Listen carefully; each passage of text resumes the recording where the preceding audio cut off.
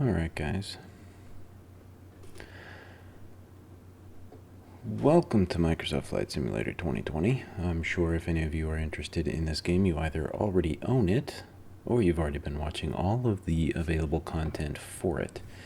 So I'm not going to go down the standard path what everybody has likely been doing, showing off their flying skills, which I don't have much anymore, as well as visiting exotic locations and having all that good fun. We'll do some of that, I'm sure, but for the moment, I really just wanted to compare the experience in this and what it delivers over Flight Simulator 10 or Flight Simulator X and some of the others that have come out. Microsoft Flight wasn't too bad, but it was really not all that supported.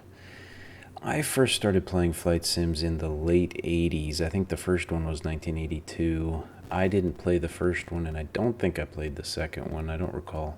It might have been the early 90s, but I remember the old hidden World War II game that they had in there and flying out of Meigs Field in Chicago and all that fun stuff. Flight Simulator 98 and 2000 were the ones that I played the most. A Century of Flight, I think, was my favorite one. I did a lot of real-time flights in the 737, cheating a little bit to get some bonus fuel to make some international flights, but that was the one I played the most. Flight Simulator 10 was fun, but I really had run out of time to really focus on playing the game. So that leads us into where we are now, and as you can see, every time you load it checks for updates, and this is really terrible. It just takes so long to attempt to check, and there's always updates. I've launched the game 4 times in 2 days, and it always does that same check and then finally loads you into the menus. So let's give it a second and we'll take a look at the menus. Alright, so this isn't going to be super in-depth on all the menu options, but you can see this is the home page with these kind of tiles, and then there's some options on the other side of my monitor here, showing the next section that we'll slide over. I've cropped it down just because I'm running in 5760 by 1200 resolution on my span displays, which is really immersive, and it'll be fun to play this on the VR headset when that comes in. But you really can see kind of the consoleization of this and kind of the old Metro UI style interface, which isn't bad per se. It's just somewhat confusing when you try to find everything you want wherever you need to look for it. You can see I haven't really done anything. Again, I've only really played this for 15 minutes.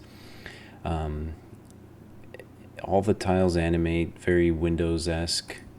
Marketplace, good to see there's already some stuff coming out and being put in place, which is kind of cool. And then you get to the options. So this is where I want to focus first. Under General, you'll find kind of the computer settings. You can see right now I've left everything on default. I have not changed anything that was put in place. You can see I'm kind of capped at 60 FPS, probably consoles. Nope, VSync. Yeah, I hate VSync. There we go. Now, just to be clear, I don't hate what VSync does, I just hate the limitation on frame rate. If I can get more, I'll take a little bit of tearing. But anyway. So these are just the settings. Again, I have left everything as the game set it, other than what I just changed by turning VSync off. And you can see it pretty much put everything at the maximum that my computer can handle, which is almost the maximum that the game can handle. There's a few things that are not totally max, like the shadows right there, but it does a pretty good job of throwing a whole lot of stuff up there. So overall, the game looks pretty good. Graphics, you've got all the standard fancy stuff on there. Camera settings, there's a lot of stuff you can do in here, and there are a ton of key commands. So again, we're not going to go through everything. We're just going to do a little bit of the settings here. So you've got chase cams, speed, shaking, all these different things, and they have a little bit of description to the right, but it doesn't really always explain what you want. And here's the perfect explanation. So camera shake, camera moves slightly when the aircraft is moving or turning to speed to simulate realistic head movement. That's great, but that doesn't sound like camera shake. Camera shake to me sounds like you're hitting turbulence or something. Flashlight mode. What is that? Set the flashlight mode to auto or not. So this really doesn't do us any good. Some of these you really don't need, like zoom. Okay, adjust the zoom settings for the default cockpit camera. I don't really need that type of a description. Give you some more information. Kind of going back to the Ghost Recon Wildlands video I did, that really had some awesome options menus where it really gave you good detailed explanations of everything that was going on.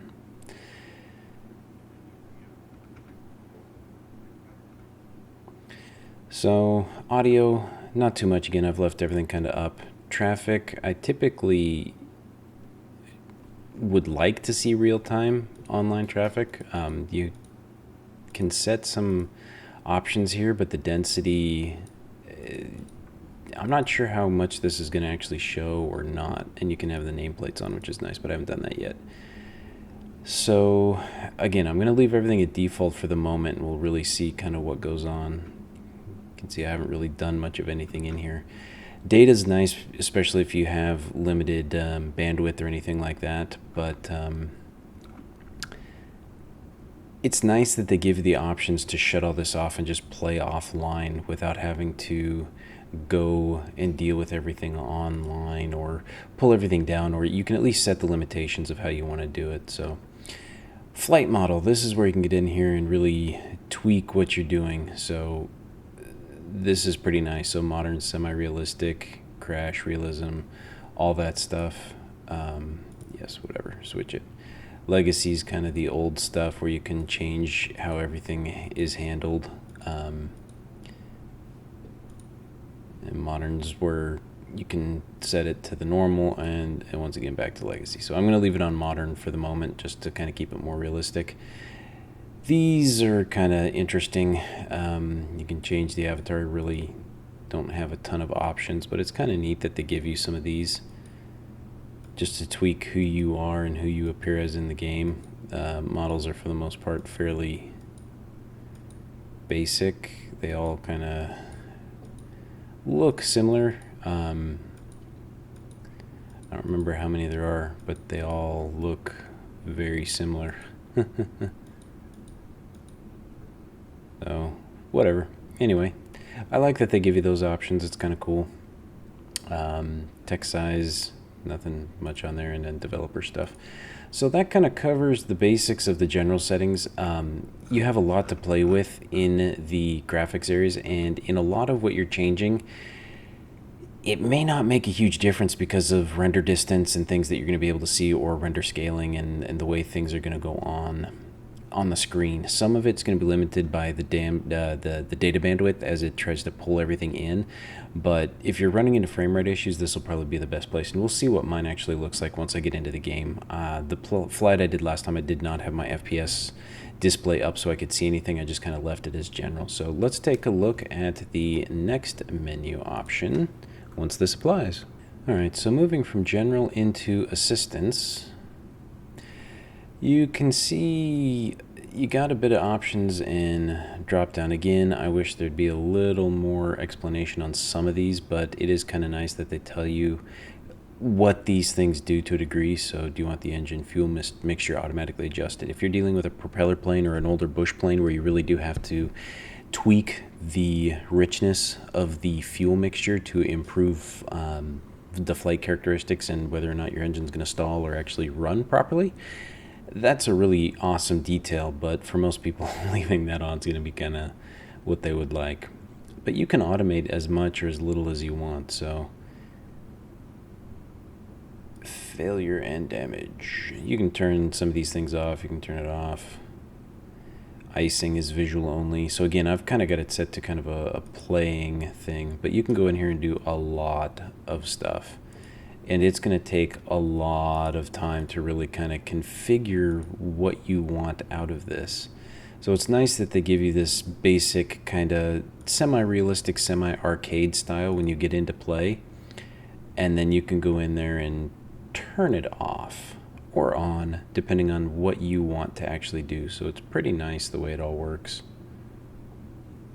I do not want that on. Yeah, I realized the other day I thought it was wind, but it was my rudder being auto-handled, which was really bloomin' annoying. All right. Last section is controls. Now, right now, oops, my controller has disconnected, which means I might have to reload the game. Nope, there it is. Good, it kicked in. I do have a joystick, but it's not the most comfortable thing to use. It's a nice joystick. It is very good. It does have some good functions on it, but I've changed the way I like to fly. So unless I'm going to go for a full HOTAS, I think it's a lot more comfortable and more fun, really, to just sit and relax, which I can rest my arms on my lap, the desk, or the armrest of my chair, and really get comfortable and kick back and just really enjoy the full panoramic view of flying with the controller. And you can see how many controls that they've kind of configured on here, and I don't know all of them. I know a good number of them. Some of these I have no idea where they are. I have no idea what that contextual menu is. But it's great that you have all of this activity to be able to come in here and see what's going on and deal with. And you can even see, like here, you can play with adjustments to see what's happening to make sure it works. And you can see it's a little bit laggy as it pulls it in, but it does work. The keyboard, I have not really looked at it. It's just ridiculous, all of the different stuff. This is kind of how Star Citizen was originally. And I miss that in Star Citizen because it gave you so many options to do things, and they had all the good stuff really easily mapped out on the keyboard, whereas I think I'm going to need a printout and a manual to figure out the keyboard on a lot of this. But there's a ton of stuff you really don't need to do. Like I don't even know how to launch the drone at this point, but whatever, that's okay. But the controls are very detailed, very customizable. You can do a lot of stuff. It's nice that you can, again, I have full control of the drone camera and all of that stuff here within the controller, as well as everything else that I've got. So it's really kind of cool that you can do all of these things within the game and still function. So that's a quick overview of the actual options of the game. Again, it's very in-depth, and I may come back and go a little more into these as I kind of play around with it, but right now that's not really the way to do it. So let's jump in and just do kind of a screwy little flight around my hometown, not my hometown, but where I currently live in Dallas, and just kind of see if the texture issues that I saw yesterday are either still there or if they have streamed in and updated. So, and while we're doing that, we'll check out how to set up a flight and what options you have available. Alright, so you have a few ways you can fly. You can go through kind of a welcome, you can go through some activities and challenges, you can go through some specific flight training, which should be kind of fun. And then there's events and landing challenges that'll randomly change, or you can just go into free flight, which is what I'm going to do right now. This, you're given with a world map that you can come around and play with and see the major airports that you have purchased or that you can go play at, as well as some points of interest. I don't remember what those are. All the little dots are pretty much little landing strips, and you can see just how many exist out in the world right now. So this is where I am, and there's a lot of different airports in here. Actually, these I think are waypoints. So I can go to Love Field. I don't think this is, yeah, I don't know what that is. These are actual airplanes, I believe, currently flying around the world. So we're going to go to Dallas Fort Worth. I want live airport activity. Not a whole lot going on at the airport, but you kind of have to tell it to pull all this stuff down, or it's really not going to show it. But I want the actual air full of planes and fun things that are going on. Now I gotta remember how to get out of there. Alright, I need to pick my departure runway, which with winds typically from the south will be 18 left, 18 right, or 17 center.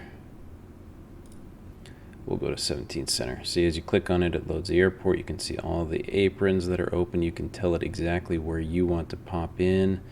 I actually am going to show up right there, which is the GA parking area, and then I will taxi myself here to 17 Center, which is typically where they would go, or over here to 18 left. It is 18 left. This is all of your UPS and international cargo parking. This is FedEx. Anyway, it's really nifty that you can come in here and actually select where you want to park from and do what you want to do, and you can even come in here and configure your launch.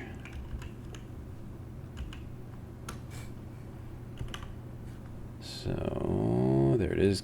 KADS is my arrival airport right there. Short little stinking flight, 11 nautical miles. Should take me 1 second. No, that can't be right. It's probably 10 minutes. So fairly simple flight. You can also configure waypoints and other stuff. And again, here's the airplanes that are actually flying around. UPS coming in. Ooh, we've actually got a southern wind, so I'm going to have to taxi down to 3-5 on the bottom down here. 3-5 left. Yep, looks like we got a wind out of the north. FedEx, Spirit Wings, Delta. But it's really cool that you can zoom in and do all these things on the map. And this is pretty much just real-time pulled down out of the system, being tracked in the area, and you can see all the flights coming and going. I love the detail that they put into this, and it's really, really fun that you have all that access. So, all right, so next options, you can see my airport there, and I do have some other options, but it's going to be GPS configured. I don't know how I could configure more. It might be in my nav log. Yeah, I'd have to come in here and kind of configure how everything goes. Yeah, you've got a lot of really awesome detailed things that you can do in here. I don't think I can add anything new to it, unfortunately. Not in this mode, I think. Next, we've got airplanes. So I've got all the airplanes that are currently offered with the bonus pack of the game, and it defaults you to a nice Daher TBM 930. Daher, I think, is the livery. If you scroll all the way to the left, you get your jets with the fancy biplane special. I've only flown the default plane so far. I liked it because it's got a high speed, but I think for this one we may swap out to a different piddly little guy. But anyway, there's tons of cool little airplanes in here that you can fly. Tons of things to choose from. Learjets, bush planes. Yep, there it is. Good old icon. Fun little plane. Alright, so I'm going to keep the plane I've got at the moment, actually. Sadly, there's no other liveries. But you can come in here and start doing some other configurations, and you can see just how much stuff you can actually do on this. So you've got your center of gravity. This is serious detailed type stuff. So you can actually put the weight of baggage into the plane and configure everything. You can configure your pilot's weight. So if I do my weight, it lowers that. I can take co-pilot out of the entire equation and drop everything down to the payload. I can increase my fuel amount. I can change all of that. You've got details. There's so much cool stuff that you can do in that. I can then talk about the different types of failures that I can enable and have problems with. I can then tweak my tail number, custom call signs, all these different neat things that you can come in here and actually do. And that's just selecting the airplane. Then we get into flight conditions here. Now again, this is where it gets a little annoying having it set up kind of like this Windows 10 start menu or Windows Metro UI tablet group. So I'm going to do offline right now. I can do live weather, but I'm going to leave it at the default. The only difference is I think I want it to be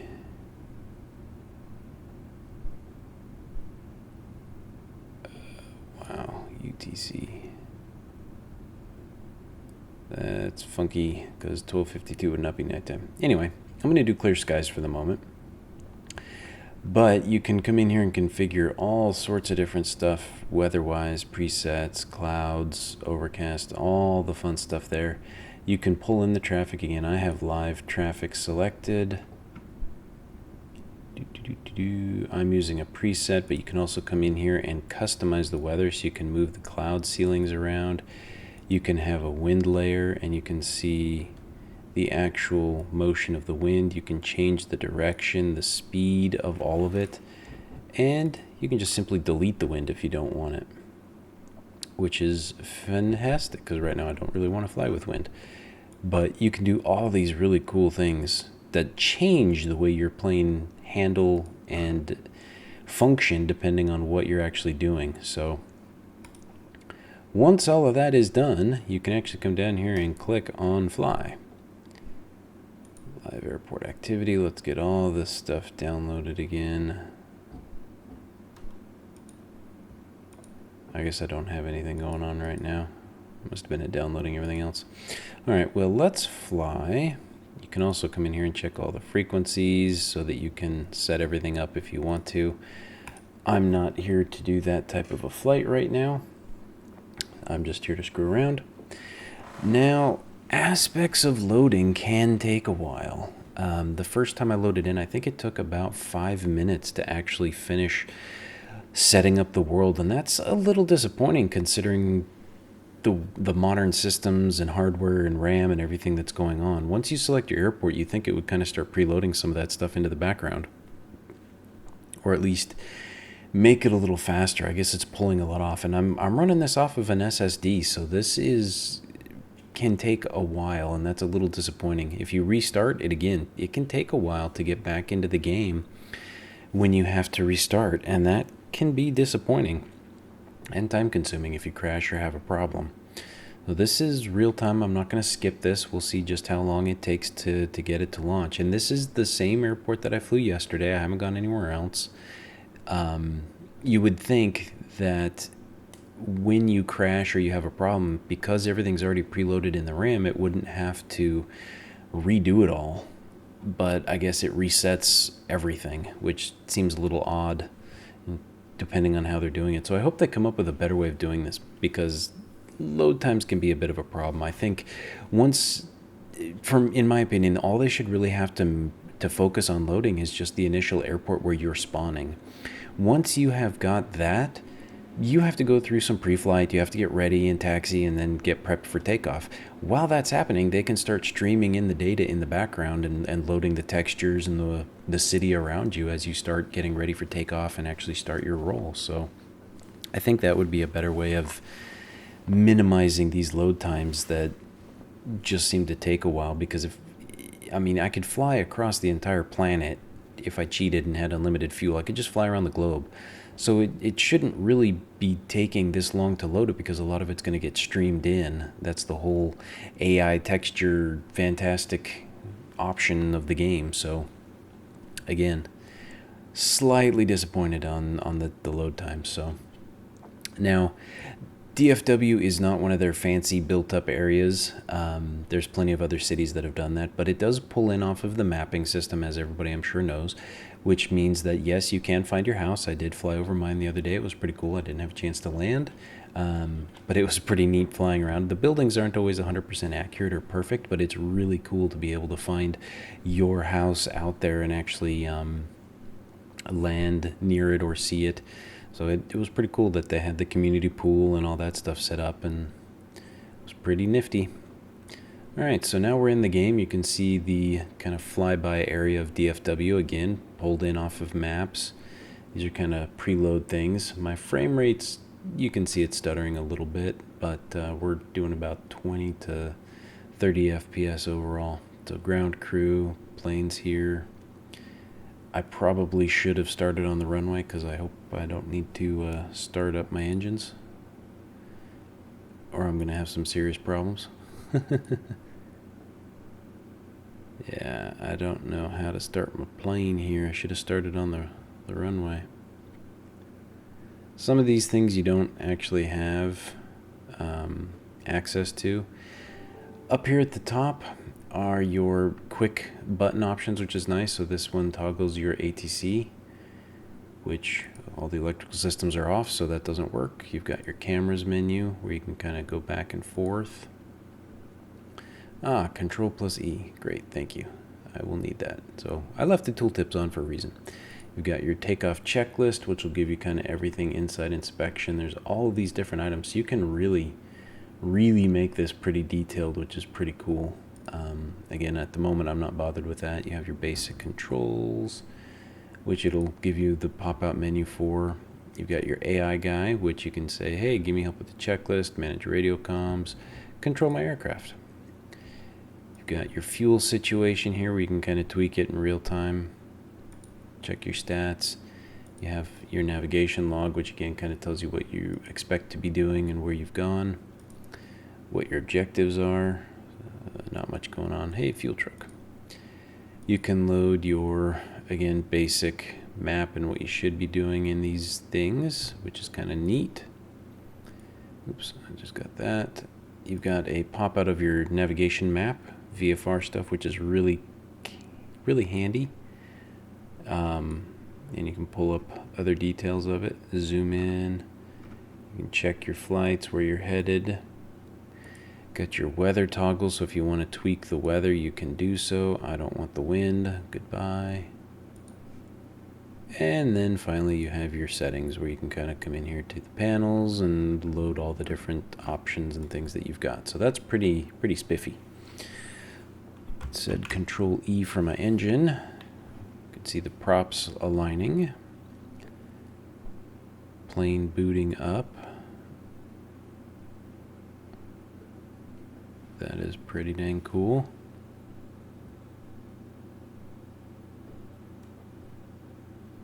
The exhaust.